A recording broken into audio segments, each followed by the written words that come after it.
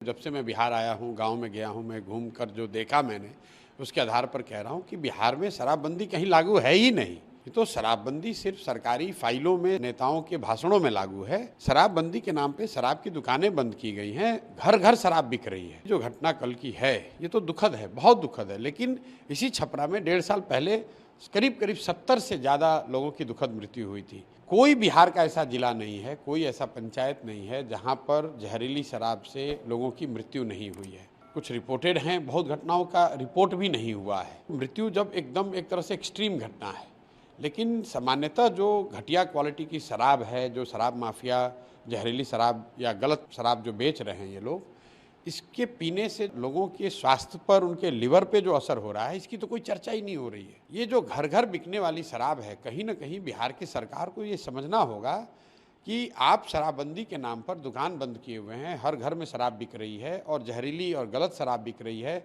10 रुपये की शराब 100 रुपये में बिक रहा है। और ये सारा कुछ का फ़ायदा किसको हो रहा है? फ़ायदा यहाँ के भ्रष्ट अधिकारियों को हो रहा है, यहाँ के भ्रष्ट नेताओं को हो रहा है।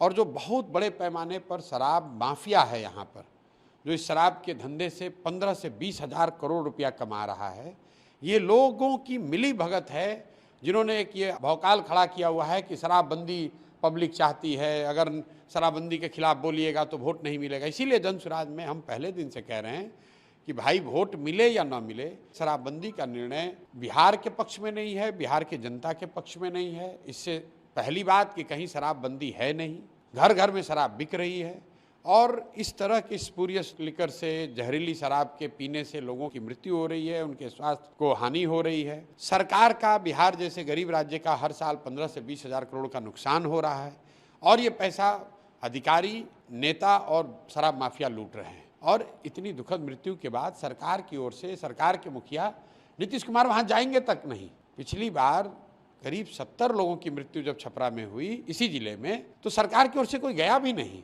कोई अधिकारी जाएगा, खाना पूर्ति करेंगे, फिर वही बात हो जाएगी। पूर्वी चंपारण में घटना हुई है, कोई बिहार का जिला नहीं है जहाँ ये घटना नहीं हुई है। सरकार में जो लोग हैं, जो भ्रष्टाचार से इसके जरिए पैसा कमा रहे हैं, उन पर लगाम लगाने का एक ही तरीका है, इस फर्जी शराबबंदी के कानून को हटाया जाए। शराब अगर बिकना है तो उसको रेगुलेटेड तरीके से बेचा जाए, ताकि कम से कम लोग गलत शराब ना पिए, किसी की मृत्यु ना हो और शराब माफिया को रोका जा सके।